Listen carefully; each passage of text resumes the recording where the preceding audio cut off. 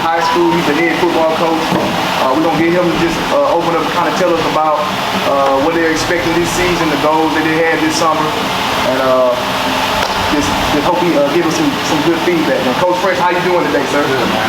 All right, so first thing we want to kind of ask, man, how many starters are you returning from last season on offense and defensive side of the ball? We're returning about 5 on offense, and we're looking at about 7 guys on defense that had significant playing time. So, you know, that and more importantly, we feel like we're returning a lot of guys on our offensive and defensive line. So, last time that happened was 19, and we had a pretty good season with that one. So, we're hoping that has a big impact on the outcome of our season this year. So, great.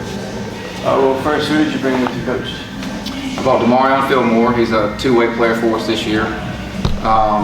He's been playing primarily defense the past 2 years. Been starting to see as a sophomore.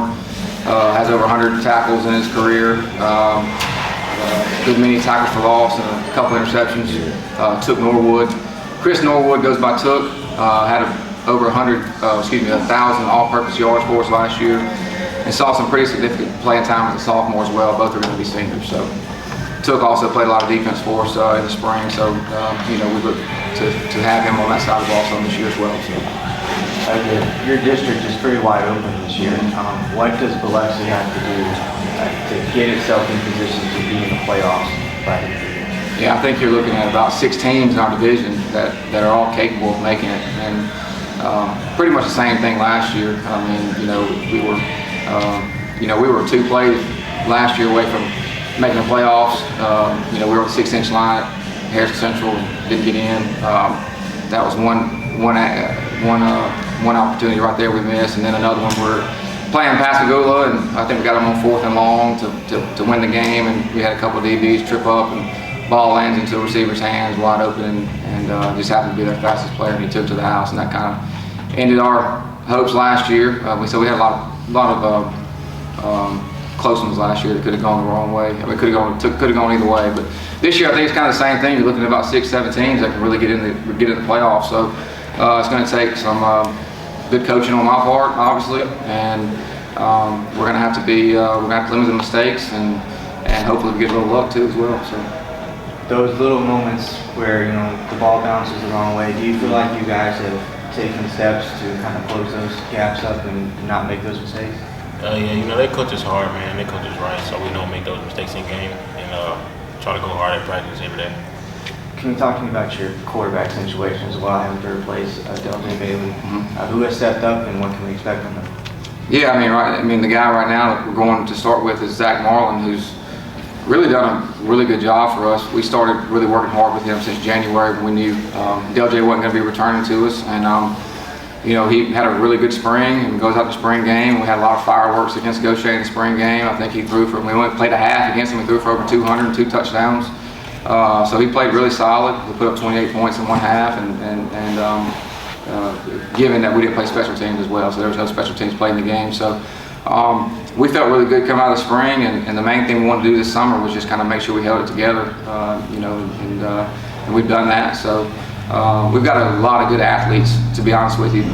If we can just get the ball into their hands, 2 sitting beside me right now, and then we have a few more receivers, and that are just really good players that can play for anybody, I think. So we're going to make his life real simple. You know what I mean? We're going to thrive off you know, being balanced, and that is, you know, being able to take away what the defense is giving you. Whether they don't put the numbers in the box, and then you run the ball, and if they do put the numbers in the box, then you're going to have one-on-one matchups outside. And we feel like our guys that are outside can beat anybody. So we're real confident with that. So, Coach, who are your big uglies, as I call it, up front? The guys that's in the trenches, and how will they look good going into the season this year for y'all? Yeah, so you got Tyreek Ramsey Thompson, our nose coming back from last year, number 73. Braden Ratliff, number 9. Both of those guys are your 2 guys up front. We're going to be out of 3-4, so those are your 2 big-time returners on the defensive line. You got Bryson Pizzarich, who's been starting for us since he's a sophomore, going to be a senior. Lauren Howell started for us last year as a junior. He's back. Eli Smith, a transfer that we got in last year, who started for us every game. Those 3 guys are on the offensive line, so they're going to be a lot more experienced. They're stronger and bigger, smarter, been through it, and so real excited about those guys. And then just we have a lot of guys behind them as well that we're real confident with. So we think we're very deep on the offensive line and just talented on the defensive line. So. Yes, sir.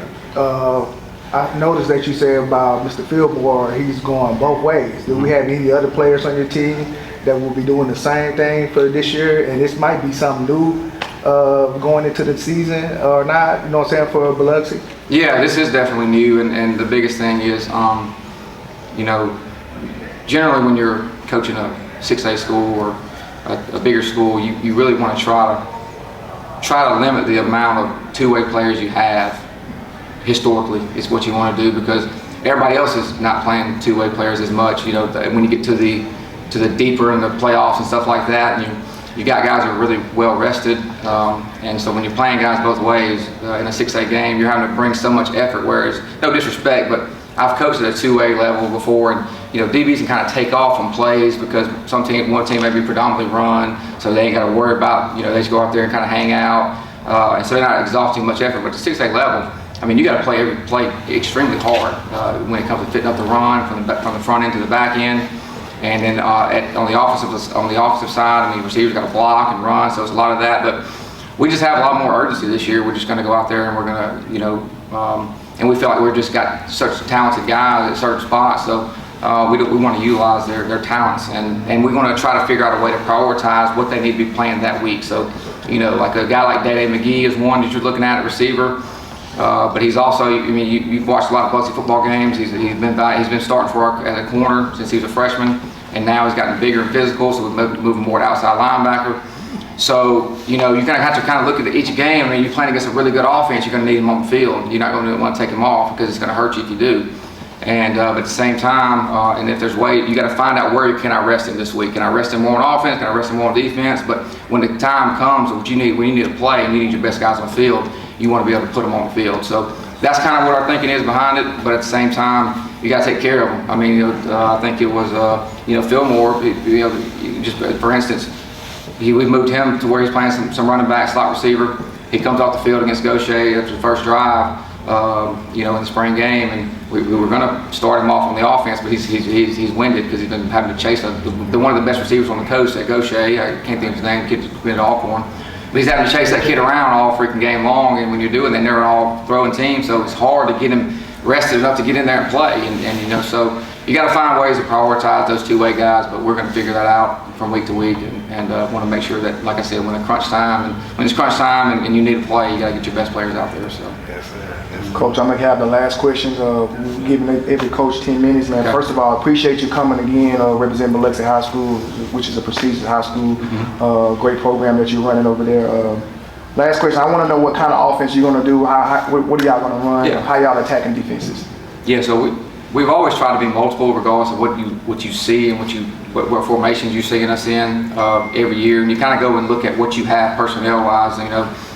When I started off as a head coach here, we were spread, and then we shifted into the some a wing T look here, the last couple of years, and with some spread in there as well, because we were low on skill guys, to be honest with you, and so with that being said, we had to do things to try to confuse the defense more, and that's when you're motioning and throwing a bunch of stuff at you. So we were just trying to give ourselves the best opportunity to win. Well, now we're up at the skill position. We feel like we got 5 or 6 guys that can play a skill position on offense for a lot of teams in 6A, if not all the teams in 6A. So we're going to be a little bit more spread, but at the same time, we're going to keep our bread and butter. We're a lot of power and counter, play action stuff off of that. And we want to be able to try and run the ball so we can try to get people to stack the box so we can take advantage of one-on-one matchups that we don't think anybody can guard about 3 or 4 of our receivers. So if we can make people play one-on-one, then we really got you where we want you. So that's kind of the thinking behind it. You want to be balanced. You want to be able to take away what the defense is giving you. If they're not going to put people in the box, then you want to run the ball. And if they're going to put a lot of people in the box, then you want to be able to throw the ball. And that's kind of how we look at it. Absolutely, man. Coach, man, we appreciate your time. We're going to have Mr. Norwood to come up. And we just appreciate you coming on. Yeah, man. Thank y'all, man. I appreciate y'all and everything y'all do for the sport, man. Thank you. All right, Mr. Norwood, man, how you doing today, man? Doing good, thank you for having me. All right, well, you finally got your wish, man. You over here now. So I want to kind of know what type of running back do you explain? You could tell everybody that you're a power back, speed back, scat back. What type of back are you giving Coach French and the team? I'm more like Deontay Swift, you know, like Okay. come out the backfield and like catch the ball, like shifty, get up the field, get you about 12, 15 yards to play. All right, it's 4th and 1 right now. What are you telling Coach French? You telling him to give you the ball? Or? I gotta get that ball. Okay, okay. And y'all have anything? Got anything? All right. Well, as far as recruiting process, any schools that showing any interest, any offers? Have you got any? No offers yet, but you know I got a little interest. Okay. Well, first thing I want to say, because being a former player, man, I don't want you to kind of looking too hard at. Make sure you're helping your team, man. They will find you. They will come. Coach French can attest to that as well. He played college ball as well. He knows that. Don't get too, overwhelmed about that. They will come. I mean, it's still early. You got a big senior season, man. Make the best of it, man, and we're going to wish you the best, man, okay? All right, man. I got Mr. Fillmore. I said your name correctly? Yeah, you got it. All right, man. Red boss, man. Red boss. Mr. Fillmore, you like you ready to play right now. You got the sleeves rolled up, man. You looking good. I ain't have no shirt, so you know. Yeah, I got you. Okay, I want to ask you this. I meant to ask Norwood, why you got number 6? Why did you pick number 6? Because you had another number. You had 25. You don't think I knew that? See, I'm a guru, man. I love football. So why you pick number 6 up? Well, you know, this was my 9th grade year. Gotcha. You know. Why you pick that deuce, man? Man, I love the number, you know. I just like to. Okay. So reason why I asked that, man, my partner right here, man, we work at Driven Elite, man, with the trainer. He wore number 2, played for the Dolphins, played for Alcorn State. So I wanted to see if he had some special reason. I know why he wore number 2 because of Deion Sanders, but I wanted to see why you wore it. Second thing, man, what are you looking forward to the most this year for your senior season? I'll probably say, man, it's a lot we can do. Yeah. Most I'll probably look for is just playing with the guys, you know what I mean? I don't want them to go by too fast. Yeah, I understand that. All right, as far as recruiting as well, are you having any interest right now, any offers? I have currently just JUCO offers and a couple D1 interest. Nothing wrong with JUCO. I went the JUCO route. Coach French went the JUCO route. You're going to have some friendships. If you have to go that route, you'll have friends for life. I promise you that. I talk to my friends that I played with in junior college. So don't get that either. I want to make sure, just because you got to start JUCO, if you get the offers you want, as far as Division I or FCS, it's not a big deal, man. JUCO is another great route, so don't make it big. So look, I want to kind of put you on the spot right now. Make your best impression of Coach French when he's getting on to his players. When you get onto his players? Yeah. What does Coach French do? Can you give me an impression? Can you got an impression for me? Yeah. You ever had your son ever did something like that, but you ain't gonna whoop him. Right. You still gonna yell at him. Okay. It's like something like that. Okay. How it look to? How does it look when he do? Man, so you know, first he gotta take off his hand. Then you gotta scratch his head. Yeah, I got you. What's going on here? Yeah. Put his hand on his shoulder. Put his hand and talk to you, man. Talk to you. Yeah. Hey, man, y'all listen to everything Coach French say to you guys, man. He's gonna lead you in the right direction, man. Again, I really appreciate y'all coming, man. We'll see y'all during the season, man. We will be following you guys, man. Me, the Boz and Mingo Show and SMACM Athletics will definitely be watching you guys, man. Appreciate y'all time, man. Thank you. Appreciate it, man. Thank y'all, man. We appreciate it. Appreciate you, Coach. Man. Y'all always, Busy, man. that's all I ain't good, get the man. politics with you. Y'all welcome. Privilege to have all the coaches to come in. I'm glad you came, Coach. So that's first things first, man. Great year last year. One of the best seasons ever in Ocean Springs history. How do you build off that momentum? It'll be pretty easy. I mean, just obviously you want to set the standard. Want to do all the things we're trying to do. When I came here, trying to set that and thinking more, we could do more, we can accomplish more. And we hit that pretty quick, excited about it, but I can, you can ask these guys beside me that we were not, you didn't walk away at the end of the season happy, I guess, felt we had some, still had some games left we should have been playing. And, it's got driving force in the off season. Obviously, you understand that when you continue to climb as high as we're trying to climb, those teams that you get to have been there and done it for a long time. And so you gotta, the little things after that keep going, and so it pushes those guys even harder. And I think you'll see some of that fruit to the labor this coming season. Absolutely, Coach. Coach, my first time actually meeting you was at the spring game, and then I got to see you really get into your coach mode at the Big 40 camp. And I just knew you knew what you was talking about, because I always pay attention to coaches. I still love the game, and you use the terminology. You said, we're going to run a trace route. You was talking to the receivers. Yeah. I said, oh, Coach know what he's doing. He know what he's doing. So how do you break that terminology down for your guys to play faster?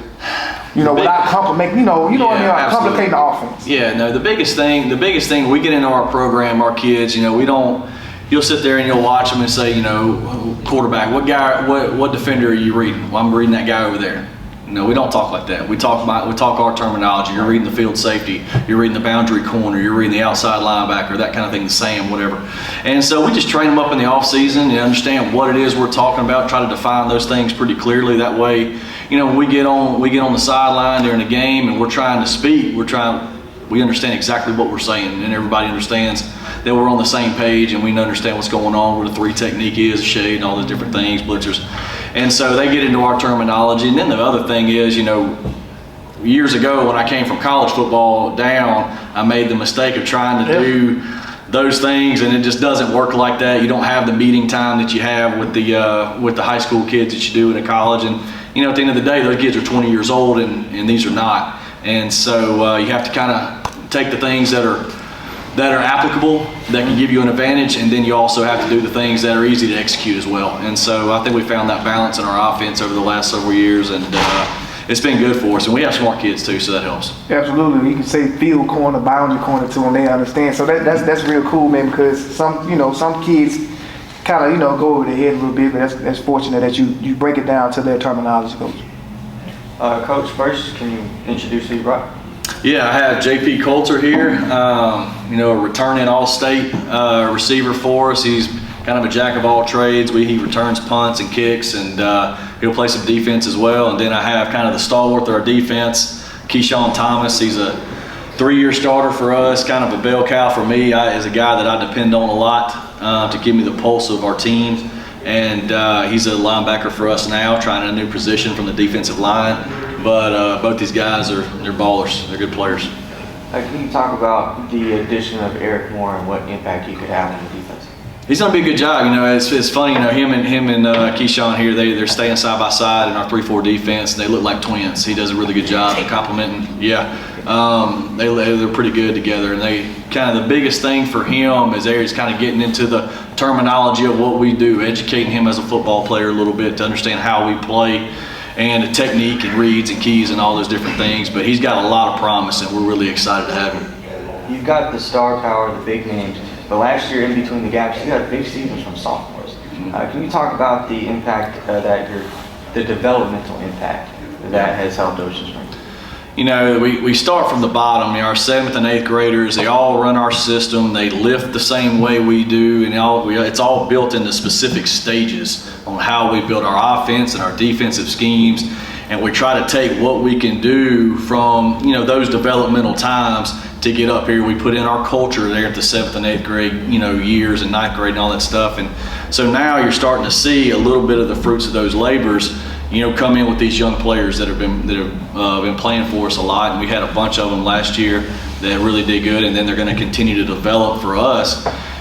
For me, when I first took the job, I made a statement saying that we're going to be on the cutting edge of player development. I think at Ocean Springs, we don't just naturally have some of these guys that are walking in there that are behemoths and can run super fast and are real big and all that stuff. We got to develop them that way, and we take a really keen look at what we do in our weight room and our player development and speed school and all that stuff to maximize the efficiency of the way that we develop our athletes to be the best they can be on Friday. So I was at the spring game, but I don't really count that as seeing anything in person for real. But I'm really fascinated by your defense and the numbers that it produces. Can you talk to me about what you guys try to do there? Just try to be multiple up front. The biggest thing for us, we want to move around on the defensive front. We want to try to create 4-man surfaces, in the front 7 right there with various different blitzes and such. But we just want to be aggressive. We want to play a good job, be solid in the back end, and create tackles for loss. And that's what you'll see us coming off the edge, creating stunts up the middle and that kind of thing, just to get the offense behind the chains and get them off schedule. And at that point, we feel pretty good about where we're doing. We're about 5 minutes into this, and Bray Hubbard has not been mentioned yet. Are you looking for more of the same from him this year, or is there something else that you want to see from him? Shoot, I'd like even more. No, I mean, yeah, I think it's like 50-something touchdowns and a bunch of yards and all that stuff. You know, this time last year, Bray was coming off a season, you know, where he was a really good athlete, but a quarterback, you know, not yet, right? And that goes into our development and what we were trying to do with him. And he went from, you know, I think 4 touchdown passes in an entire season, which I've never had in my career, to the very next year, 30 touchdown passes. And a lot of that is credited to him, you know, with the development and the work that he put in the off season to try to be as good as he could be. And he took it personal, you know, the way I think his sophomore year, you know, for him passed, not that it was bad or anything, but, you know, just he expects more. And, you know, and for him, just to me, now being a senior, him stepping into a leadership role and being the guy that everybody looks to and depends on is a huge key for him, and kind of saying, hey, look, get on me, get on my back, let's go, do your job, and I'll take care of the rest is a big thing for him that I think he's ready to embrace. Coach, through my playing years, Ocean Springs wasn't good at all. I'm just gonna say it. And it's so funny that, you know, seeing Ocean Springs now being a winning tradition on the coast, and for many years, and especially, you know, from last year, y'all probably went 11-0, and then to the playoffs, you lost that playoff game.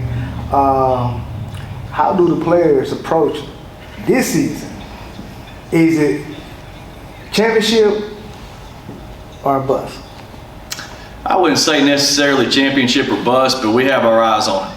You know, I mean, it's one of those things that, and the big key phrase of all the, you know, for years about with Nick Saban talking about the process and all that, the biggest thing, we don't really ever talk about wins and losses.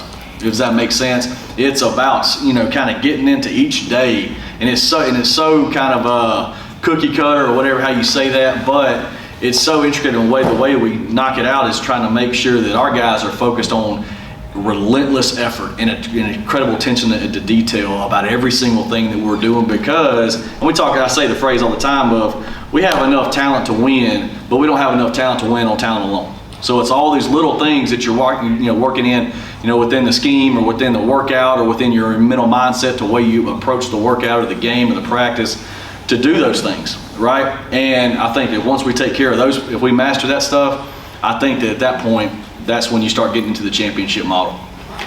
I think y'all was the last in 6A, I believe in 2004 with DeAndre Brown. Yeah, went to the state championship game. 05. That was I think y'all was the last, the closest. Yeah, I heard about that a lot last year. Right. I'm just trying to make it through one game, guys. Right. Who will be your key losses this year, and who will be stepping up for you guys as newcomers? You know, we have some of the key losses. I felt like, you know, offensively we put up so many points and so many yards and all that, but I think we had the perfect ingredients to be able to do that. You know, we had a tight end, Evan McNally, that's at Southern Miss now, and he was the perfect guy that could flex out and be in the box. And those are guys I look for all the time. Everything we're trying to do, I love having those guys, because it makes you so multiple with what we try to do on offense and the tempo and all that stuff. He's a big loss. And then we have Holton White, who's at East Central Community College now, a 6'5" receiver. That'll be a big loss. But we got guys that are going to step into those spots. He's going to have to take a huge role, JP will, which he'll do. He'll be fine with that. And then, we have a transfer in from Petal High School named Bryson Smith, who's a phenomenal athlete. He's going to do a great job with us. And then we also have Christian White, who's a returning starter for us, another 6'4" receiver, but he's going to have to take on a bigger role. And that's what we need him to truly be, a guy for us that we can depend on, especially in the red zone there, and to continue to move the ball as a playmaker. Coach, last question. I'm going to put you on the spot. I'm JP Coulter, number 14. I'm a senior. Why you pick number 14, JP? So I think it's because that's the number really they kind of like gave me since 10th grade, since I started playing. So then I was like, I'm gonna rock with it. Cool, this cool. season, so. Who your favorite wide receiver, JP? Stephon Diggs. That's never. That's what I was gonna say. You got your game similar to his. You're a great route runner, man. I really enjoyed watching you this past year. What are your biggest strengths as a wide receiver? I mean, I can win off the ball and make good separation, read the field, catch majority of every ball. So. That's a kid I know, man. He said he's really looking forward to playing you this year. He said he's gonna press you the whole game. You said what? I'm just joking, man. It ain't nobody telling me that. I just want to mess with you. JP, man, you get any college interest right now? So I got off from MGCC, Pearl River, a couple other JUCOs, and then I've been talking to Troy University. So. Absolutely, man. Keep it up, man. Keep going, man. Keep doing what you do. Keep helping Coach Pennick and their staff and your teammates, and keep making those plays like you did, man. We expecting a big year. Me and Go, we watch you every week. Yeah. So, we ready to see you guys impact and try to have a good year this year, all right? Sure. All right, man. Appreciate you.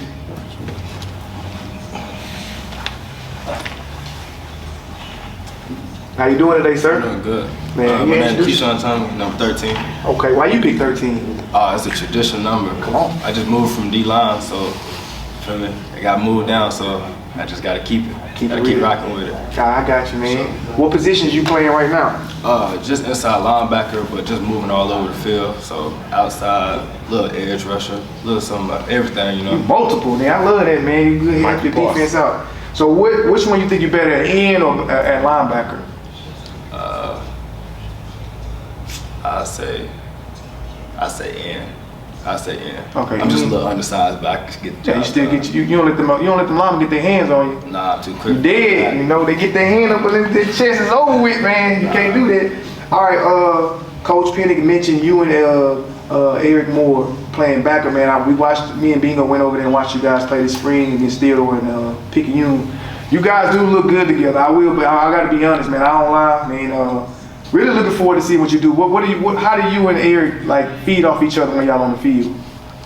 Just the athleticism, but between both of us, we know what we want to do. We know the goal. Him moving in, he know what we got to do, and we're just trying to get him more locked in to the system because we're trying to win it all this year.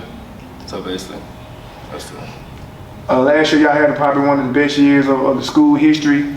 But unfortunately, y'all took a loss to Oak Grove, man. How did that feel to the team, and how y'all gonna keep away from that feeling? What are y'all doing to keep away from that feeling? Just trying to have a better off season this season. So to prevent those, you gotta take a loss sometimes. So just got that loss out the way. So we just had a better off season.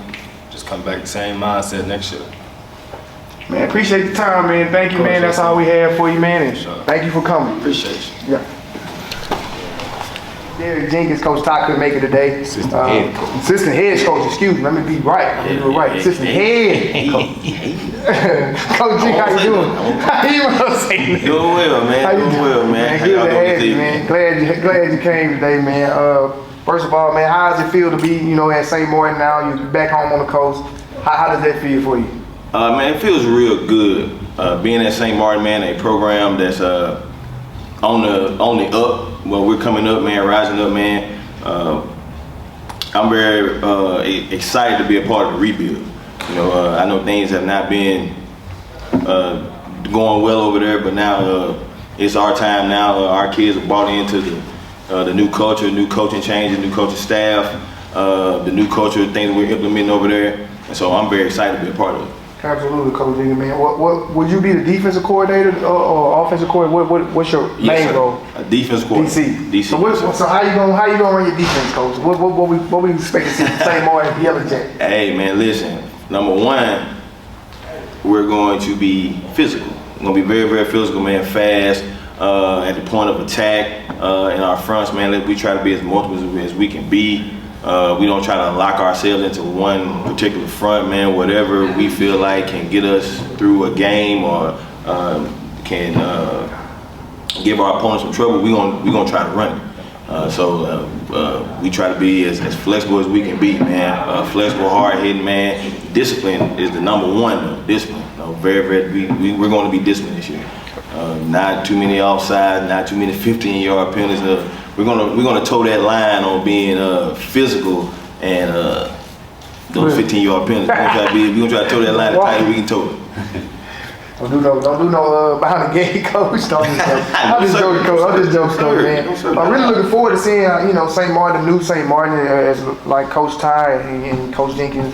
Y'all doing a great job of building the program. Good friends with the linebacker coach, D-line coach, Coach Anderson. We play ball together. He's always speaking highly of the kids and of the coaching staff. How's the chemistry? I want to know from you, coach. He's always telling me y'all have good chemistry. I want to hear from you, coach. How's your chemistry? I'm going to be honest. I think our chemistry is great, and I'm going to be honest. Me coming in, in the spring, and even with DK coming in, they embraced us fully. First day they was with us. Everybody is holding each other accountable. I think that's the biggest thing that we're doing right now, as far as with the change, is making everybody accountable. Everybody's holding everybody accountable to our standards and to the things that we're trying to do. And so, our team chemistry, man, everybody loves each other in there, man. To my surprise, there hasn't been really any disruptions, any backlash on like, hey, we don't want to do this. All those guys are bought in, man, ready to rock and roll. One of my last questions before I pass it on, coach. How hard was it for you to leave your previous school at Mendenhall, correct? Yes, sir. Y'all, they returning a lot of starters to come to the unknown at St. Martin. What was the decision for you and DK to get to St. Martin? I think that was probably one of the hard decisions I ever made in my life. Mendenhall that's my home. That's Mendenhall. That's my home. Yeah. His senior class, man, we built those guys from the 7th grade on. We saw a group of kids, man, that were very, very talented, and we just said, let's groom them. And so when they got to the night, matter of fact, we pulled them up in the 8th grade. Put them up in the 8th grade. They played some playoff games. Wow. I think DK started the first game they played. He started, got a concussion that night. He was an 8th grader. Got ringed a little bit. Yeah, got ringed a little bit. And so, so when they came up to the 9th grade, they were ready. And so we started them all in the 9th grade. And we just said, hey, we're going to take our lumps that year, but the next year or the coming years, we was going to do something special, be able to. And we made South State, made the 3rd round. We just couldn't never get over that hump to get to that gold ball, man. But it was a hard decision, man. It was hard on him, it's hard on me, hard on my entire family. Absolutely. But I'm thankful that we got the opportunity to come to St. Martin. There was a lot of other places we could have went, but I think St. Martin's the best fit for us. That's all I have. Coach, first, who did you bring with you? We brought DK Jenkins, quarterback, defensive back, senior, and we brought sophomore Jalen Anderson, defensive back, wide receiver. When you arrived, you bring DK, in your defense you inherited Gavin Allen, Darrell White. What were your thoughts on your defense when you first came, and are those thoughts any different now? Well, it was a lot of the unknown. I asked Coach Smith, let me watch a little huddle film on these guys. Let me look at them and see. And I saw some potential. Gavin has a nose for the football. He can find the ball, man. Great linebacker, great instincts, athletic. You may not think that sometimes just by looking at him, but he's very, very athletic. Narell is a special player, man. He can do it any way you want to do it, offense, defense, whatever. And defensively, really, I think it was just small little tweaks that we had to make for them and get them into the right scheme that could fit them. And I think we found it. And like I said, we're going to try to be as multiple as we can and try to exploit their strengths. What were some of the first steps that you and Coach Smith took to create a foundation at St. Martin? I think the first thing was, like I said earlier, accountability. I think a lot of it was a lot of players, they didn't expect to win. They didn't expect to be good. They didn't know how to work. And so when we came in, the process was, hey, we're going to work every day. Every day we're working. Every day we're grinding. It's not we can take days off. We're not, we had to come in and kind of get on a little bit like we're not good enough to have a day like this.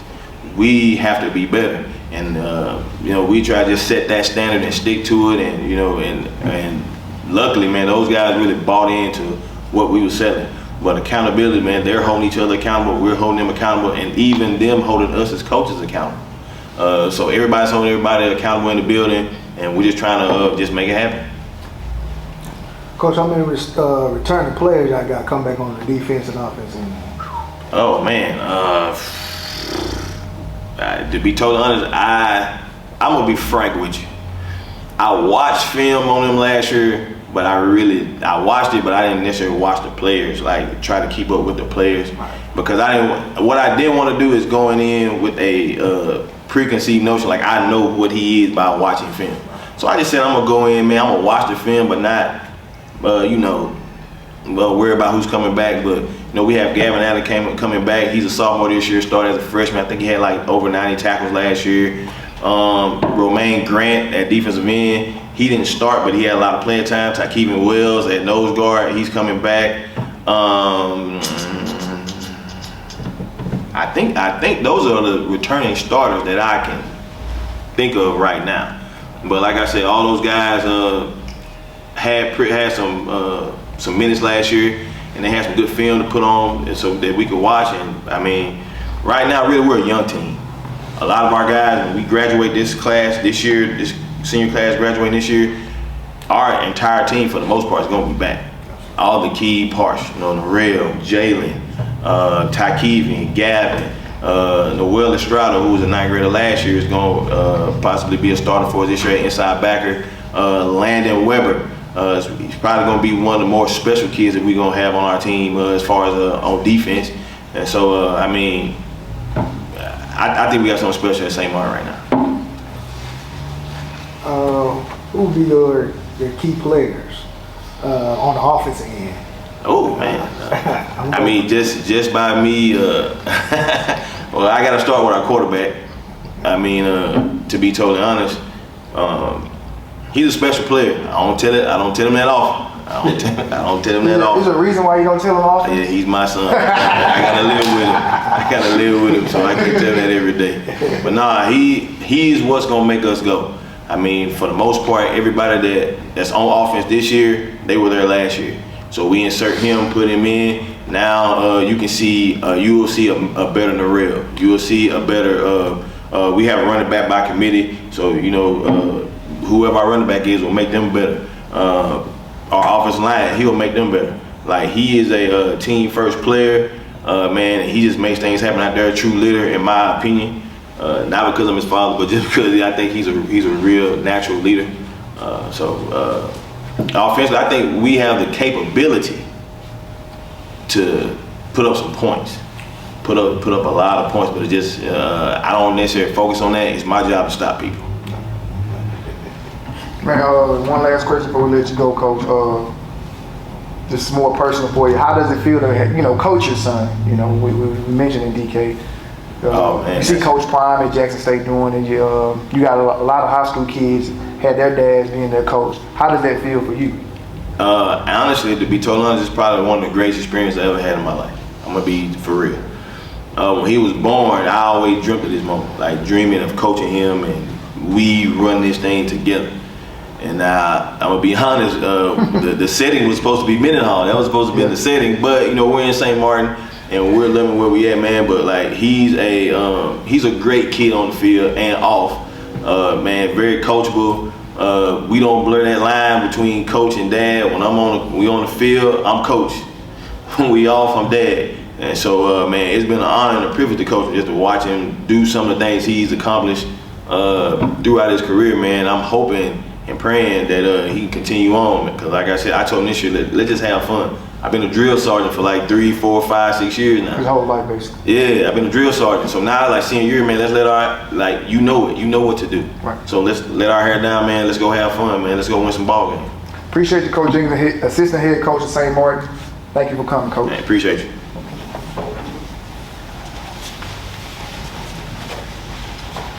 How you doing today, man? I'm good. You? I'm gonna need you to speak up loud so everybody can hear you, man. You're a football player, man. So introduce yourself for me, man. My name is Jalen Anderson, number 3. Why you pick number 3, Jalen? My uncle was number 3. My brother was number 3. Tradition. Okay. That's what's up, man. Are you from St. Martin? Yes, sir. I'm from St. Martin. I got you. What position do you play right now? I play receiver and I play corner.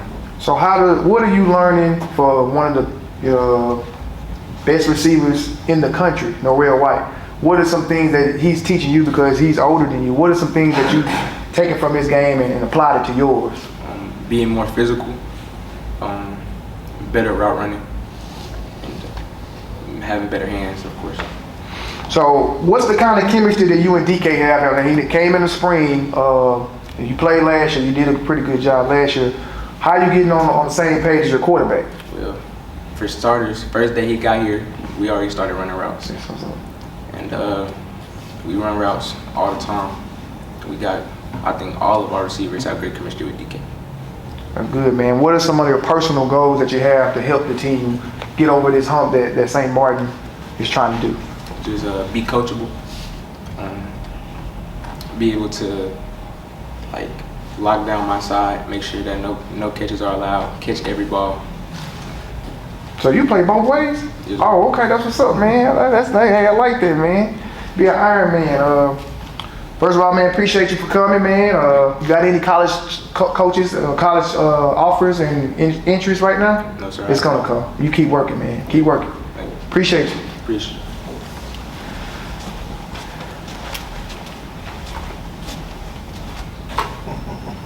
That boy smiling like looking like his daddy over there, man. Y'all see him, man. How you doing today, man?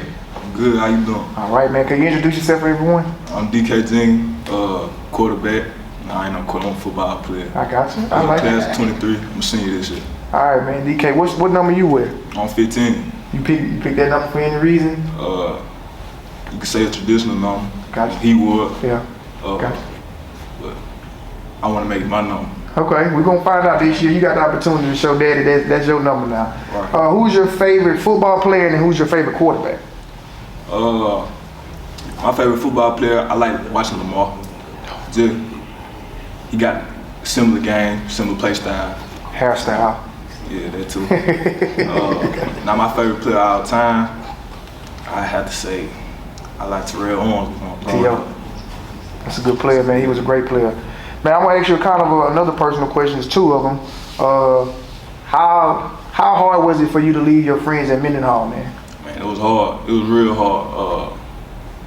Staying up nights, just thinking about it. But you know, everything happened for a reason. So we here now. Yeah, you here.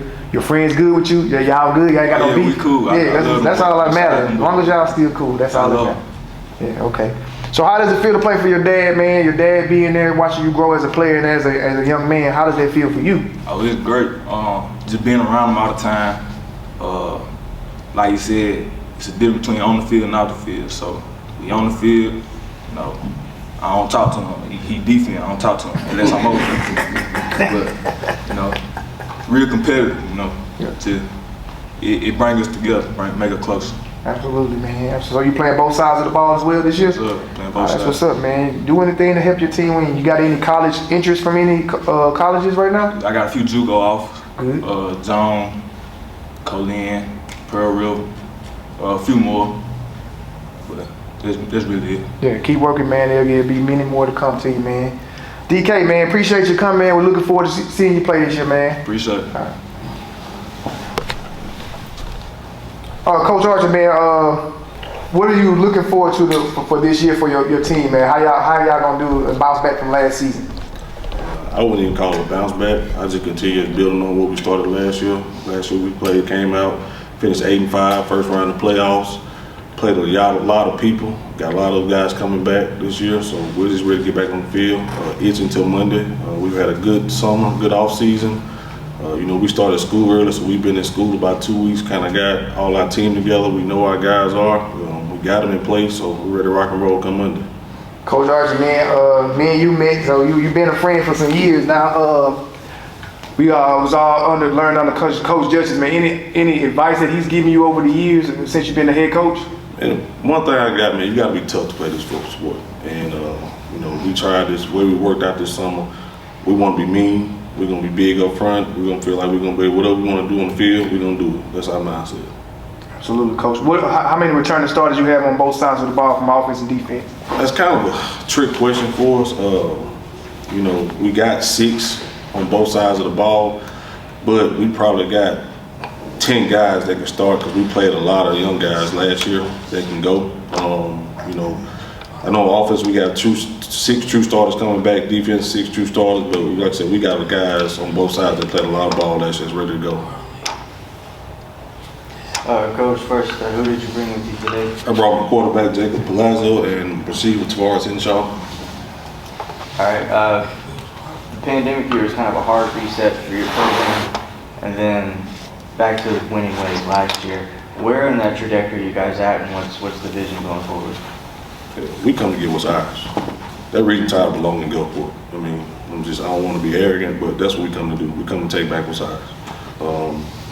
You know, with pandemic year, we took a lot, we lost a lot, and pandemic year was rough for us last year. After that, coming off, went 8-5. Like I said, we tried to build off that. So we're coming back this year to take back what's ours.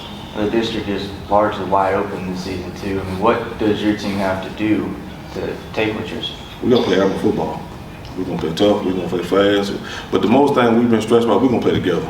You know, these guys, my seniors this year, are the guys that I started with when I got here. They were 8th graders, so they've been through a full cycle under my leadership and our program, the way we do things. They know how we run things. We don't have to say much. Those guys get to work, and I tell them all the time, when we get up our own way, that's when we're gonna be really good. When you walk on the field, you see guys already start warming up and coaches out there, you know we got a good football team. We got some good senior leadership. Yeah, there have been a lot of talent that has come through Gulfport. And you know, I know when I was growing up, Seneca Taylor, Leroy Johnson, those guys right there. Who will be your guys this year that will make a major impact on the game for the season? It's going to start with our quarterback, Jacob Palazzo, set All-State last year, threw for over 2,000 yards. He's going to come back one of our main playmakers, Tavares Henshaw, over 700 yards receiving. We got Gavin Brown. We got Emmanuel Bentley, who's back full sprint after ACL last year. We have several young receivers, Cameron Joseph, Bishop Magruder on the offensive side of the ball, Jaden LeBlanc is another running back. We got 4 or 5 guys that touch it, they can go to the house. We worked our butt off, and you know, we got 4 or 5 guys we think we can throw the ball around and we can get some good yards out of production out of them. Defensively, the same thing. Landon Pettis, our middle linebacker, Kyle McClendon, David Lewis, Christian Dillard, Prince Cottonham. You know, they'll kind of anchor the defense down for us. Yeah, which is what I call the big uglies. Who are the guys that's going to be protecting Mr. Jacob right here? So our main guy is going to be Darius Jordan. You know, he's our bell cow up front. He's a 2-time All-State powerlifting champion. You know, 2-time Super 12 powerlifter. Kyle McClendon, Kenneth Gordon, Isaiah Morgan. You know, those are all 2-year starters. Isaiah's a 3-year. The Darius is a 3-year starter.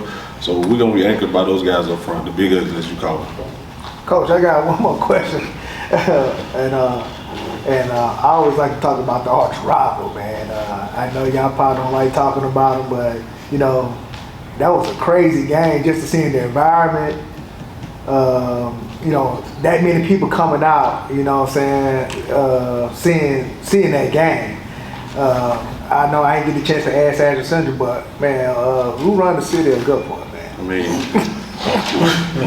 I mean, true enough, last year, great experience, great for the city of Gulfport, but when it's 31-4, it's not a rivalry. And stats can prove that, so.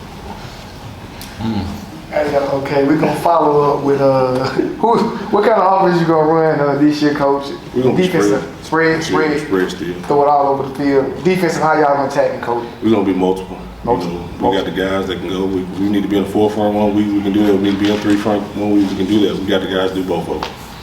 Okay, who's calling the offensive plays and who's your defensive coordinator? Coach Mickey D'Angelo is my offensive coordinator. Coach Carlos Dill is my defense coordinator. Coach, when you're not around and no coach is around when you're in the locker room, when y'all be meeting or whatever, who's that leader that you expect to act like a coach but still as a player and have that presence around your team? My seniors. I can look at this guy and he's going to get them going. You know, we started school, so, you know, we had to get out the field early because MSSA, it cuts our practice time down to athletic period. But I would always look out, and these guys out there doing extra work on the field, still trying to get ready. And it's not one time that we send guys, it's led by them. That's why we feel special about this group. They've been through, And they've seen what's hurt us in the past, and that was not having the right leadership. So these guys don't want to go out like that. Awesome. Coach, even though y'all lost in the playoff against Oak Grove, what did you do as a coach to help your guys prepare not to have that same feeling? I challenged my coaches, and then I challenged these guys. I challenge these guys to be better than they were before. Get out of our way. Let's not accept average. We want to be average. I tell them all the time, go somewhere else. You know, we don't want average to go for. We want to be the best. So I challenged my coaches. We got on the road. We visited college schools this year, and I challenged those guys to be better than they were before. Hey, unfortunately, it is a bad stigma. My partner always say, South Mississippi can't win past. What'd you say? Can't win past 10. How can we change this, Coach? How are you trying to do it at Gulfport? Got to keep working. If you look at my non-district schedule, I play guys from the north. I set my schedule up, and I don't. You look at my schedule, I never set my non-district schedule go 4-0. It's never set up like that. This year we got George County, Escambia, Picayune, and Germantown. I mean, that's how we, That's a gun. Yeah, so that's my non-district. We've never set our schedule up since we've been here to go 4-0.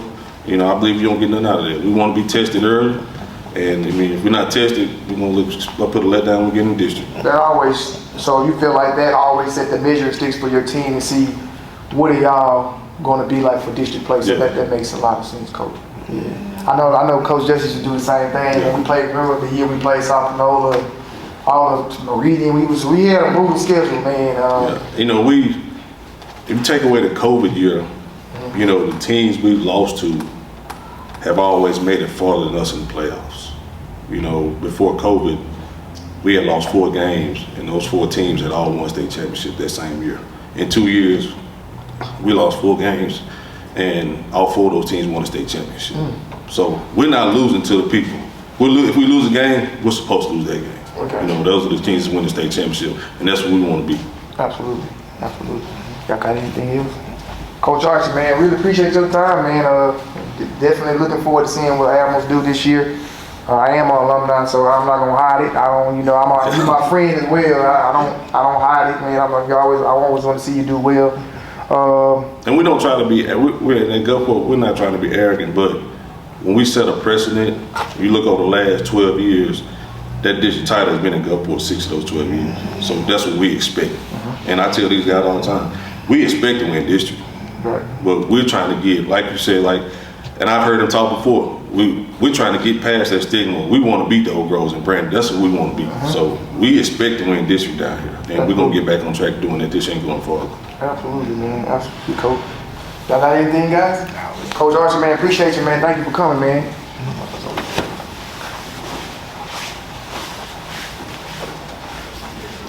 How you doing today, sir?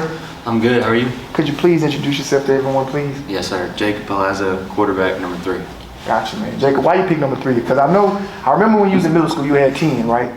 You had number 10? That was 9th grade. 9th grade. I wore 3 in middle school. Okay, 3 of you did 10. So why did you make the change? I was just feeling 10. My dad wore both numbers. He wore 3 in high school. He wore 3 in college. He wore 10 in high school. Gotcha. Okay, just wanted number 3. I got you, man. I got you. So what are your biggest strengths as a quarterback? I would say my biggest strength is just finding the weakness in the defense. Finding ways to get people like DeForest the ball, and just distributing the ball, using my legs when it's needed, and just doing whatever the defense asks me to do. Jacob, you have a lot of talent as far as on the skill set side, on the offensive side. How do you keep everybody happy, man? You got Gavin, you got Tavares, you got 2, we call who was Emmanuel Bentley. I'm pretty sure I'm missing Bishop. You got a lot of guys. How are you keeping those guys happy? You just got to get the ball and do your job. It's impossible to make everybody happy. Right. But you just got to focus on one play at a time and just doing whatever, like I said, the defense asks you to do, and whatever it takes to win the ball game. Coach Deandre is the offense coordinator. Coach Archie told us, how is his experience as a quarterback? He played at Southern Miss. How is that helping you as far as progressions and reads and how to set protections?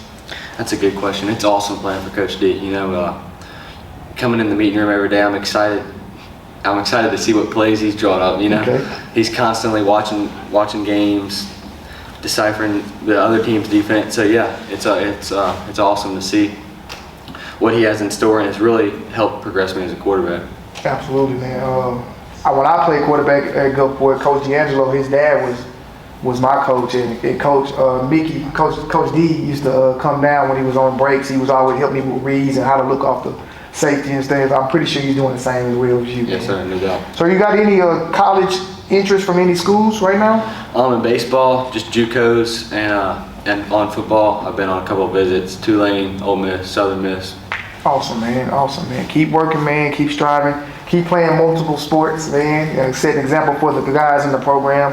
You don't have to specialize in one sport. So really happy for it. Looking forward to seeing what you do in this season, man. Y'all have any questions for him, Coach? Right. All right. Thank you, Jake. Thank you.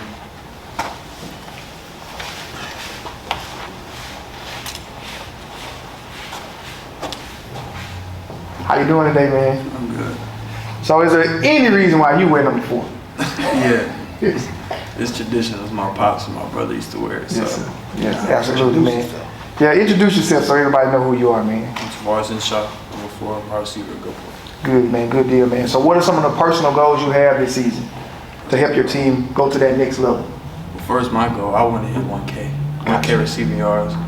And I try to teach everybody that's under me a receiver. Even though my coach already do that, but I try to do my part as in like teaching them. Who's your position coach? Who's your position? Coach Lloyd. So you got a pretty good coach. I mean, he played at Missouri. Probably going to make sure y'all run the right routes as well. Listen to everything he says, because I coached him when I was a coach with Coach Archie back then. Another thing, man, how are you gonna be happy with all those athletes? How you gonna get 1,000 when you got so many athletes? So tell me how you gonna do your part. Rack yards. You gotta yards at the kids. Man, one thing I want to mention a play that Mr. Willie had mentioned. Y'all play Harrison Central, rival game, big game. We all know that, but Coach Archie think otherwise. Yeah. You took a hit. Yeah. That was. I'm media right now. It was borderline illegal, right? Right. It was hard. Let's just call it what it was. How did you just pop back up, man? That stuff don't affect me. I'm trying to win. I ain't even worried about that. Now later on in that game, the reason why I asked you made probably one of the biggest plays in the game. You made basically a game-sealing touchdown. How did you keep your minds, focused on keep on? My team needs me. I got to make these plays. How did you do that for yourself? Just staying focused, because even though I did take the hit, I just can't come out of the game because I know I'm a big part of the team. So I can't sit out and just sit on the bench while everybody else playing. Absolutely. What is your biggest strength as a wide receiver? Route running, for sure. Route running. Because I know I ain't the fastest, but I know I'm going to catch the ball. My route running will be amazing. Good deal, man. What are some of the college interests you're getting from these universities and JUCOs? I get a little something. I got JUCO, I got some D1s, but they just talk to me here and there. That's good stuff, man. But Tavares, man, we appreciate you coming today, man. Thank you for coming. Thank Coach Archie for coming. See you next time, man. Go Admirals. Came here today for Media Day. First thing first, man, Coach, what are you looking forward to this year? Your first year as head coach, what are you looking forward to? Man, I'm just looking forward to the grind, man. Just going through the season, man. Just trying to establish this program, on new heights. Gotcha. Yes, sir.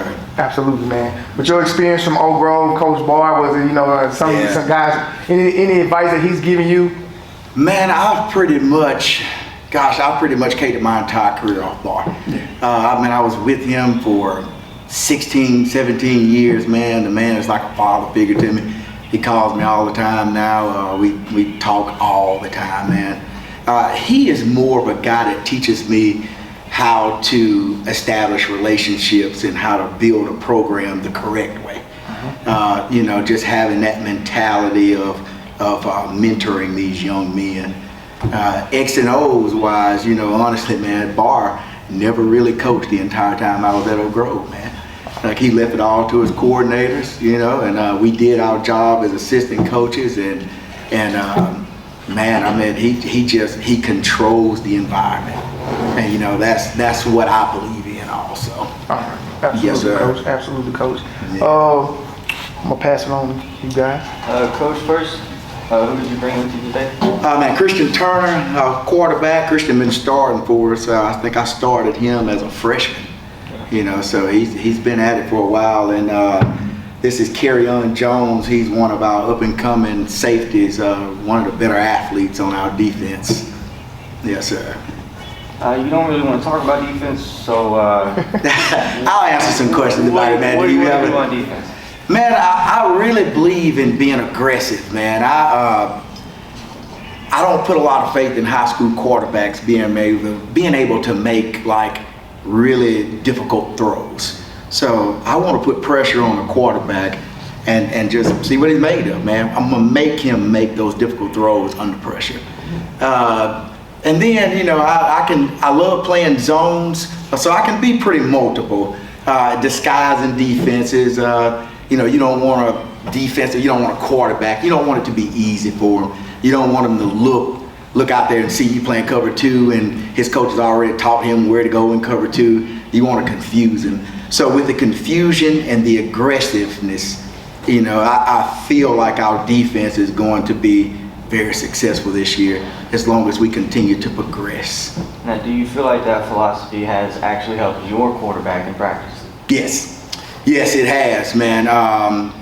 Christian has progressed pretty well on a lot of things, and I think that's the one area that we need to continue to coach him up on, being able to get rid of the ball. So letting his feet match up with his eyes and just believing that his receivers will be, where they're supposed to be and just let it rip. So when you see that type of pressure against you in practice all the time, hopefully it'll transition into games, because that's what we're looking for. Can you transition what you're doing in practice in a game? And I feel like he's on track. Yes, sir. Your district is largely wide open this year as far as playoff spots go. Do you feel like your team's in a position to be playing for one of those? Yes, man. Look, I never coached to lose. I know this is my first year as a head coach, man. I've been at this thing for a while. And I'm not an arrogant person, but I never coach to lose. So if I'm gonna put in all of that time, take away time from my family, to get out here and coach these boys up, and I expect to win every game. So yes, I expect to make the playoffs and beyond. Yes, sir. Coach, this is your first year coming on in. What the expectations going into this season from, I'm gonna say, from the offensive end? Yes, sir. Probably losing a couple kids and the newcomers that's coming in and making an impact. Yes, sir. Man, I believe the biggest obstacle for our offense is me. I coached defense for all those years at Oak Grove. I went to Newton High School. I don't know if y'all know where Newton is. I was a defensive coordinator at Newton for a year. We turned that thing around. So I've always been defense. Kane brought me in at Harrison Central, man, and he just threw offensive coordinator on me. So, it's been a grind for me, switching over to that side of the ball. But being a defensive coordinator, man, I understood everything. So everything is kind of coming together for me now. So, man, I'm a constant film watcher. So now going back, and I actually have 3 years of film on what I've been doing offensively, it's about progression for me. So I feel like we'll be better offensively just because of my progression. And then now it becomes the coaching, the teaching. Can we teach and coach those mistakes that we've been making and see it transition to the field?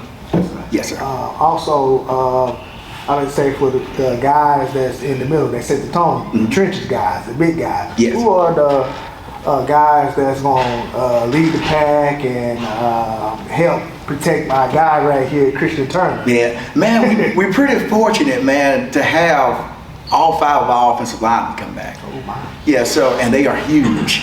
So I think, when you go back to the COVID years, when you go back to the COVID years, we weren't in the weight room. It was a struggle getting in the weight room. You know, we just had one of those principles that, you know, we can't be in the same spot. So, you know, we did what we could in that weight room. But now that those big boys have had a full year just grinding in that weight room, you can see the progression, the strength, you know, and now the mental is there because they've been through the trenches, you know, for a year, man. So I honestly feel pretty good about our offensive line. You know, we got a running back moved in from not Oak Grove, Gulfport, Dez, man, game changer. So when you have an O-line that's going to be pretty good, you got a solid quarterback that's been starting for a freshman, and then you put a running back that's the real deal, that can naturally, running back is always one of those positions to me that, you know, you can coach it, but it's natural. You either have it at running back or you don't. You know, either you're going to be able to see those holes and hit it or you're not. And Dez is one of those guys, man, where his vision is there. So, man, I'm expecting big things just out of that box on offense between him getting his feet work better and getting it out and running the ball. Yes, sir. Year one, coach, what are you doing to build that culture that you want, making it better than what you got doing? Yes, sir. How are you doing that, coach? Man, it's a lot different when you're in charge. Casey did a great job of laying the foundation. But I'm just kind of, my mentality is a little different. Like, I really want these boys to be men, you know, and being a man involves learning how to control yourself. So at practice, man, I don't want to hear the N word. I don't want to hear all that cursing, man. Learn how to control yourself, you know, and just setting the tone with that early. You can see the difference in our culture, because now it's not, you know, everybody flying around all these curse words. It's just everybody's learning how to control themselves. You know, practices go smoother. You know, so these boys are basically conforming to who I am, you know, and it's working so far. Absolutely. Yes, sir. Absolutely. Coach, man, y'all got anything else? Coach, really appreciate you coming here today. Really appreciate it, man. Yeah, it's really an man. honor, man. I'm glad you accepted the invite. Yeah. I'm really looking forward to see what the Rebels do this season. Me Coach. too, man. Yeah, Me yeah, too. really. Yeah, come to that Ocean Springs. Yeah, I got you. Go ahead, man. Oh, here we go. Man, well, how you doing today, man? I'm doing good. Man, introduce yourself to everybody. Kerryon Jones. I'm the 7. I play DB. I'm a sophomore. I'm a junior. Well, what number you? What, number 7? Why you got that 7, man? What's so special about it? You know, it took 7 years for me to just pick up football. You know, that's really it. So you feel like you're one of the best DBs in the state, or just in the South Mississippi? I could say country. Ooh, okay, confidence, man. So you safety or corner, but which one you playing? Safety, but I can do it all. You can do it all, man. Yeah. Now, how many picks you had? I know you had a lot of interceptions last year. How many did you have? 4. 4 of them, man. Yeah. So y'all had one of the best secondaries in South Mississippi, or arguably the state, because y'all were like ball hogs, man.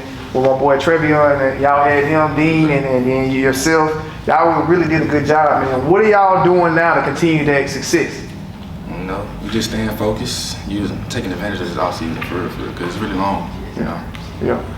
So how much film you watching so you can be able to make the game slow down for you, man? To play DB, you gotta watch a lot of film. Like Coach said, Coach is a film junkie. He's making y'all like become him. So you always an image of what your coach look like. That's what it always is. So how much film are you watching? You know, I'm taking it one game at a time. I got you. So right now I'm focused on the first one. Who y'all got for the first game? Official game is Oak Grove, but we got Pedal for Jamboree. Y'all got tough. Boy, y'all coming out the gauntlet. Okay, y'all got a gauntlet, man. So it's gonna be tough for y'all, man. I'm pretty sure you ready for accept the challenge, right? Yes, sir. Okay, man. I appreciate your time, man. Thank you for coming, man. Appreciate you too. All right, this guy's no stranger to me, but I want you to introduce yourself to everybody. Christian Thomas, number 1, quarterback. So Christian, you know I'm gonna ask you off the top, man. Why you pick number 1? Number 1, I don't know. Christian, what are your strengths as a quarterback, man? What do you think you do best to help that offense move? I can throw it, but things break down. I can run. You have legs too, so you don't just play one sport, man. How you feel about baseball? Do you think baseball helps you play football as well? Do you think just, being all the way around? Yeah, I think it goes both ways. Baseball makes me better than football. Football makes me better than baseball. Favorite ball to throw? Fade, slant, post? What's your favorite ball? If you got to win the game, what you telling Coach Myers to call for you? Fade ball. Fade. Who your number one receiver this year, man? Shit, they all beats. All. Okay. So, man, I guess y'all gonna run the spread this year. That's what, am I correct? Y'all gonna run the spread? How many balls you want to tell Coach Myers how many balls you want to throw around this season? Shit, more than last year. I heard that, man. We're really looking forward to seeing you play this year, guys. Y'all have anything? You get any interest from anywhere right now, Christian? JUCOs right now. JUCOs, man. That's what's up. Keep balling out, man. Keep playing, man. Christian, really appreciate your time, man. Thank you for coming, man. Appreciate you. Yeah. Thank you for coming, man. We really appreciate your time, man. First thing first, man, I want to kind of ask a question. This is kind of a special moment, man. I know you played at D'Iberville, man. How does it feel to, coach at your alma mater, man?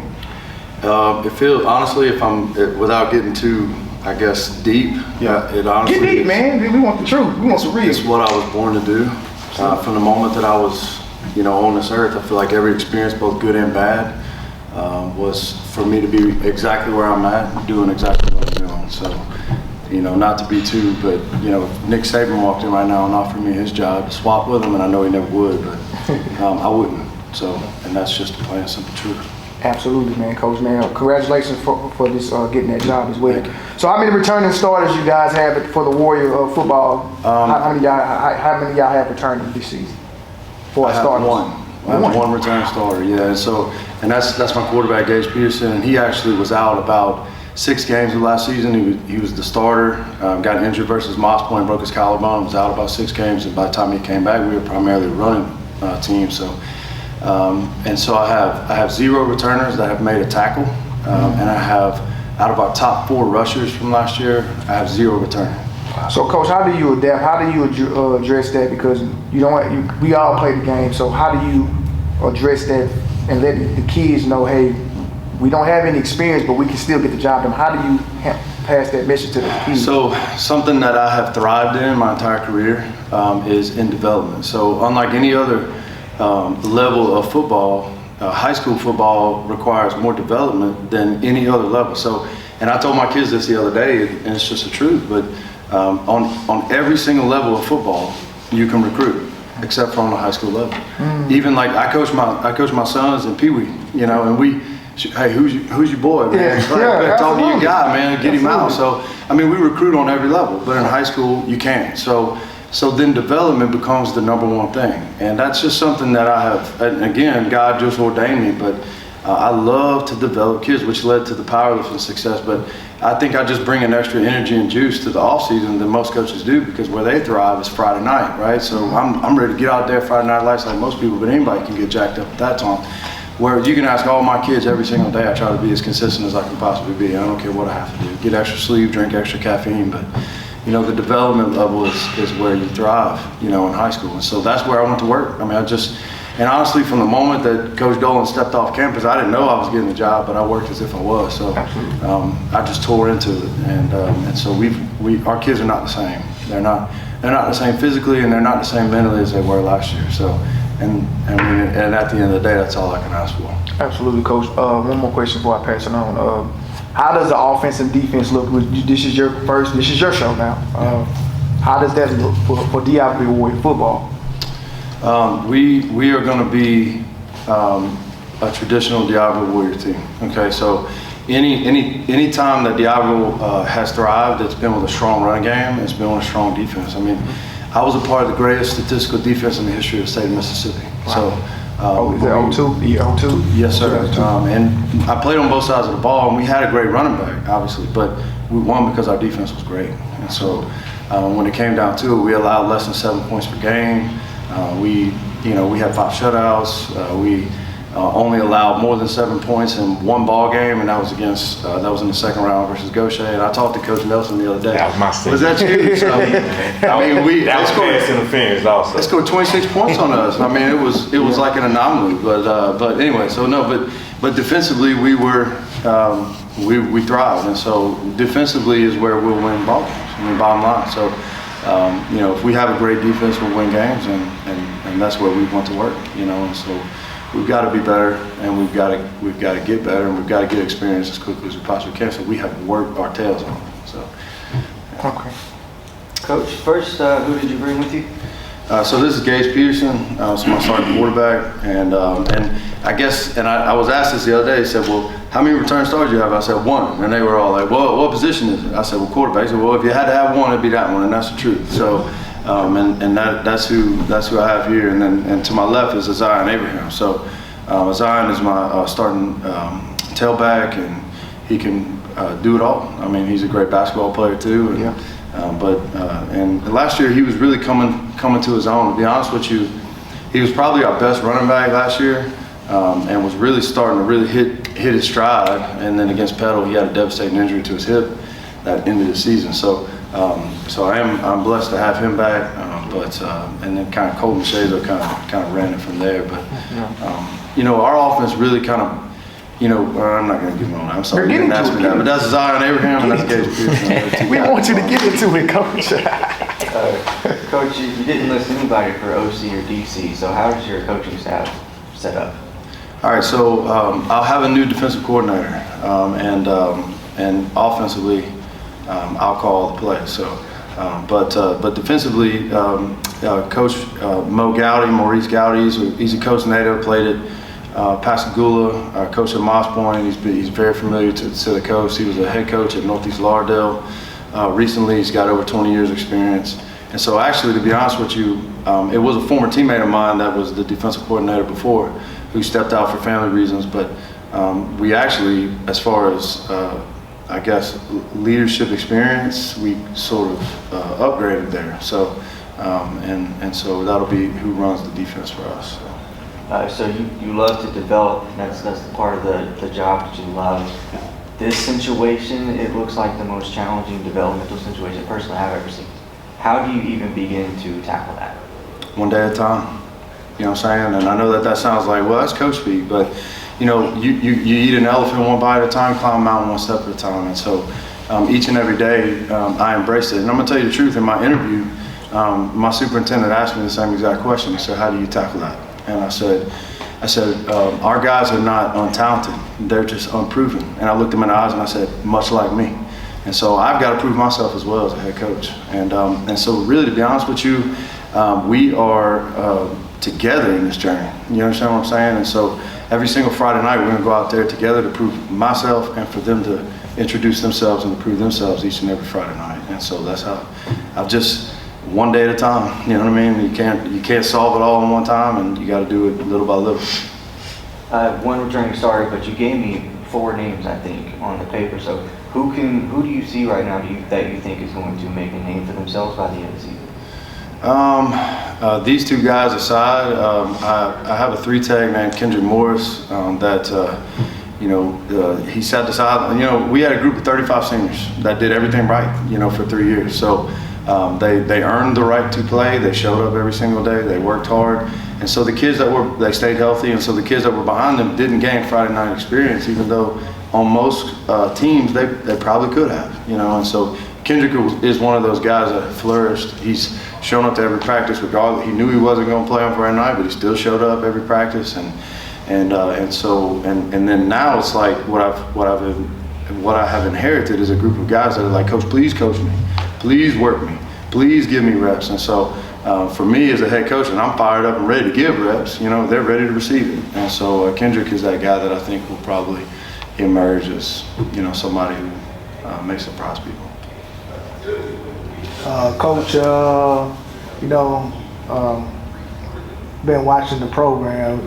D'Iberville is a winning tradition team probably year after year. Yes, it is. And I know you've been part of a state championship team as well. Yes, sir. As well too.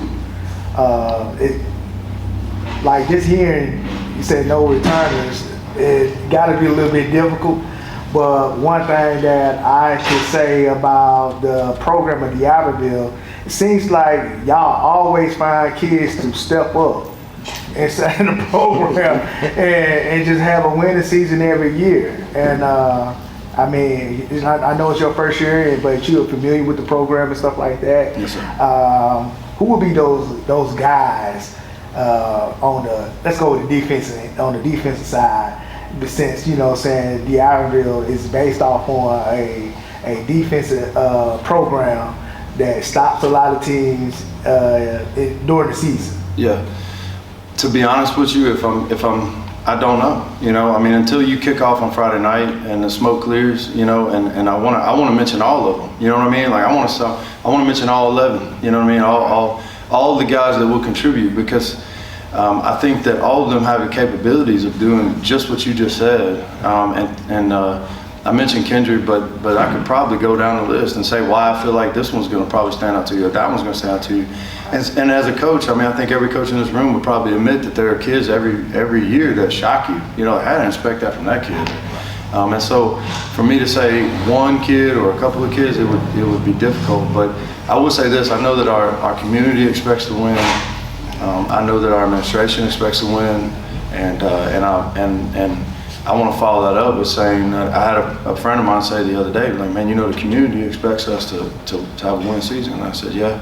And I said, well, you know, their expectations won't surpass mine. You know, because to be honest with you, in 2002 we won the state championship, but we should have won it again in 2008, and we probably should have won it again in recent years. And I'm, you know, not to call anyone out or anything like that, or single anyone out, but I feel like we missed out on some opportunities. We probably should have won 4 total, you know, including the 2002 season. I can tell you when, where, and why it probably didn't happen, but we fell short in some areas, you know, and I feel like, you know, we were going to get back there again, you know, and as recently as these kids want to, you know, and choose to, and to embrace it and believe, I feel like we can do it.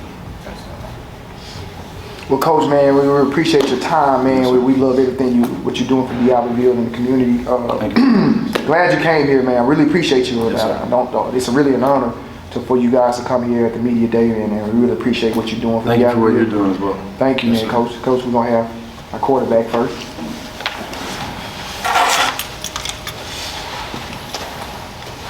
All right, man. How you doing today, man? Good, and you? Man, could you introduce yourself for everyone, please? I'm Gage Peterson. I'm number 1 for D'Iberville. I got you, Gage, man. Gage, you're the quarterback for D'Iberville. Are you healthy now? Yes, sir. I'm ready to go. Good, man. What are your biggest strengths for the offense right now? My leadership and just knowing the offense. So how much film do you think you watch on your opponents throughout the week? It's going to be a lot because I got a lot of time. I don't have that much class because I'm a senior, and I'm gonna be in the film room. Absolutely, man. So do you have any college interest right now from any coaches in colleges right now? No, sir. It's cool, man. Don't worry about it, man. It'll come, man. You're definitely a good player, man. Y'all have anything? Yes. You might be a little young for this, but there is an episode of Fresh Prince where Will Smith is alone in the room. Yeah. Is that how you feel, or is it something different? Nah, I'm confident in the guys around me, and I know everything, or I know in Coach Ladner's program, he's going to get everyone right, and we're going to be ready to go. My question would be, how would your offensive line this year? I don't know if well, Coach did say that he got a lot of kids that's not coming back this season. So basically fresh up front as well. So how would you get your guys going up front to protect you and to make holes for your running back and make plays on the offensive end? You know, I just have faith in them, and I see them putting in the work in the weight room and out in the field every day, and I know they're going to do their job. Gage, I got one more question for you, man. How much big of an influence Coach Ladner is, because he played the position as well, I believe. How much advice is he giving you day in, day out? He gives me a lot, and he gives me a lot of confidence in myself. He's constantly telling me that I can do whatever I want if I just put my mind to it. Another thing, you play quarterback, you got to have the team's attention. You got to be commanding the huddle, everything like that. Do you think most of your teammates will run through that wall if you ask for them to do it? I do. That's a good feeling, Absolutely. man. That's a good feeling. You definitely got to make sure those little guys are going to do that for you, man. Gage, appreciate your time, man. Thank you for coming. Yes, sir. Thank you. What's going on? How you doing today, man? My name is Abraham. I'm the running back, number 18. Mr. Abraham, why you pick number 18, Mr. Abraham? Really, it was an honor choice that Coach Lannon gave me from one of our fallen warriors. I got you.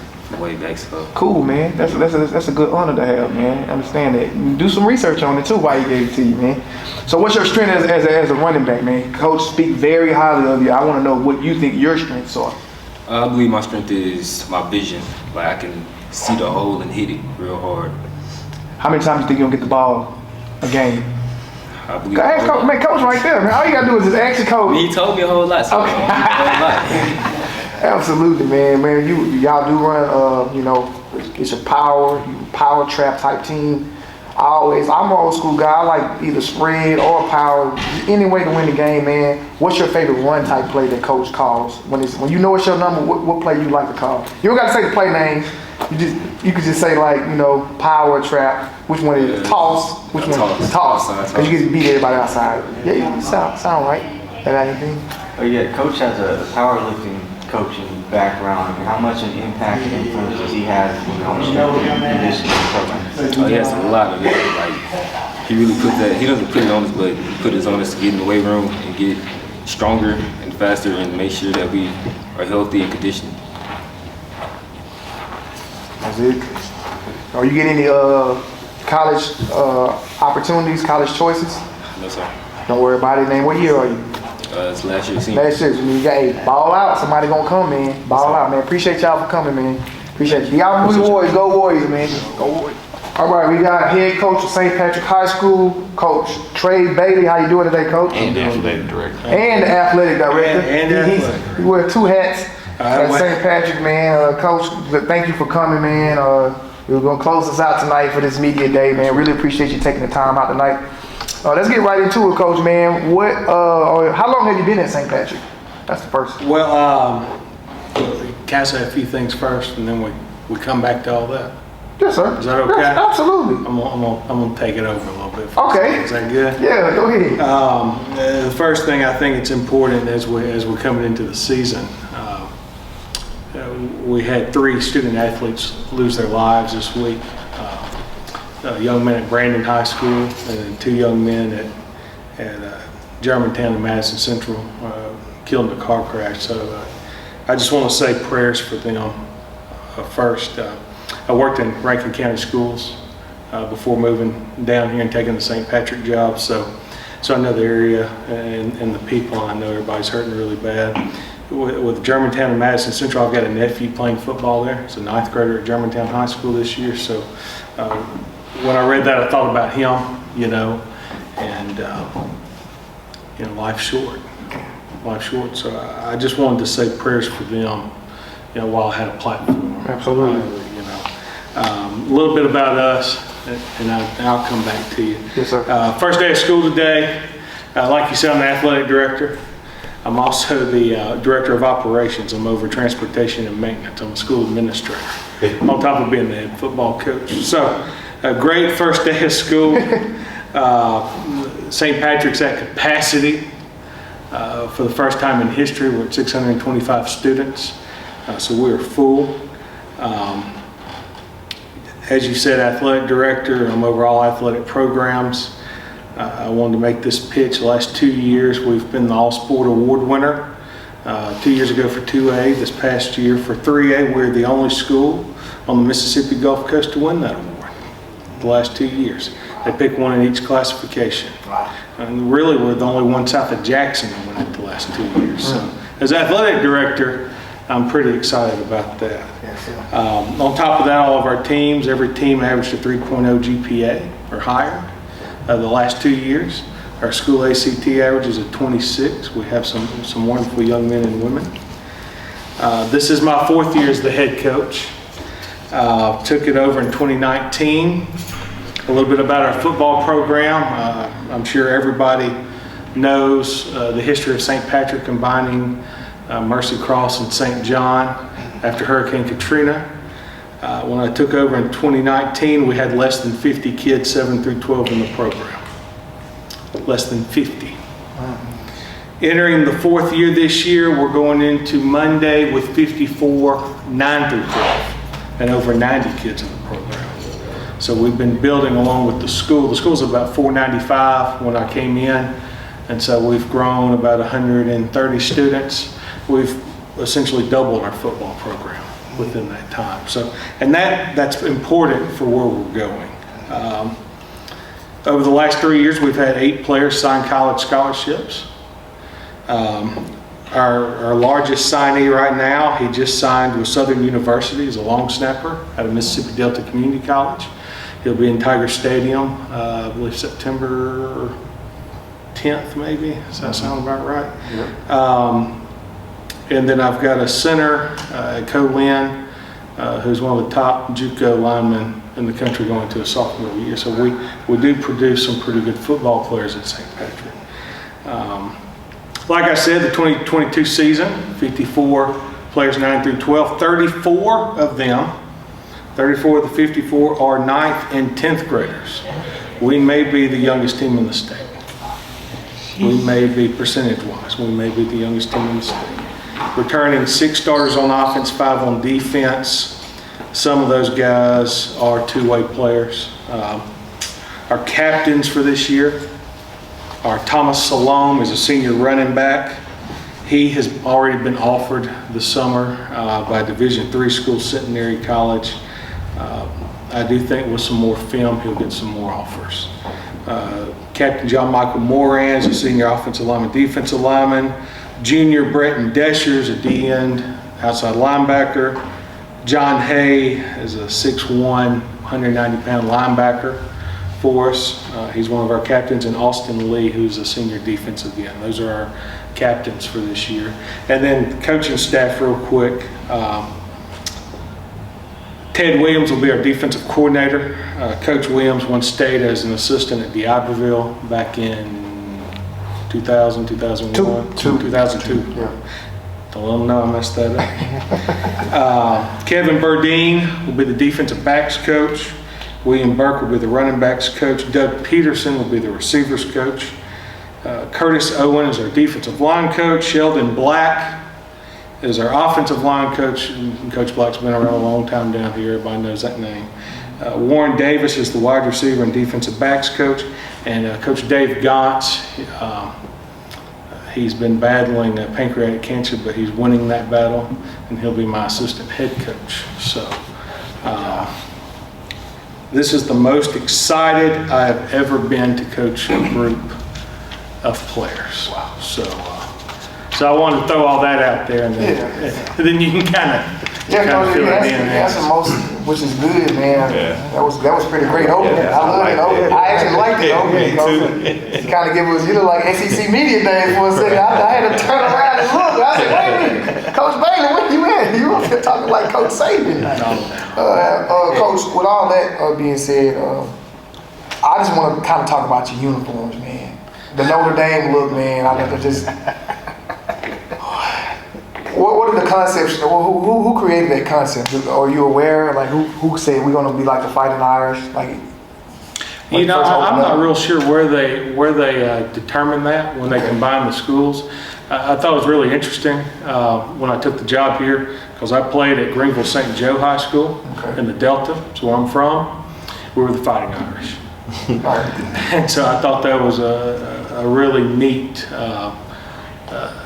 Ordeal. Actually, our uniforms, we are an Under Armour school through BSN, so our uniforms we got last year, we have the Navy Under Armour with the white numbers and gold lettering and the gold, solid gold pants, and then the white jersey with the Navy numbering and the gold outline, and we look just like Notre Dame.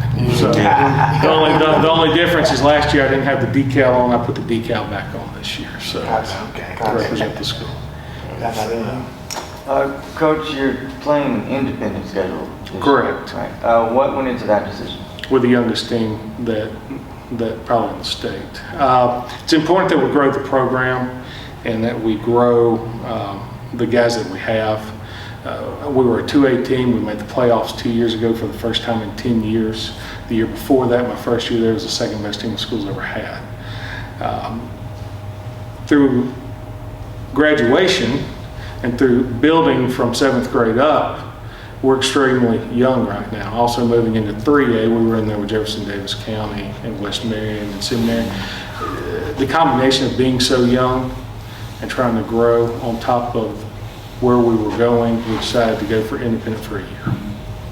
So that's where we're at. Is there a plan to eventually move back into an MHSA schedule? Yes. I have a broader question for you, if that's okay. I know what the answer is going to be, but I want to give you the chance to answer. Tough summer. I know you talked about winning the 2A, 3A, all sports award.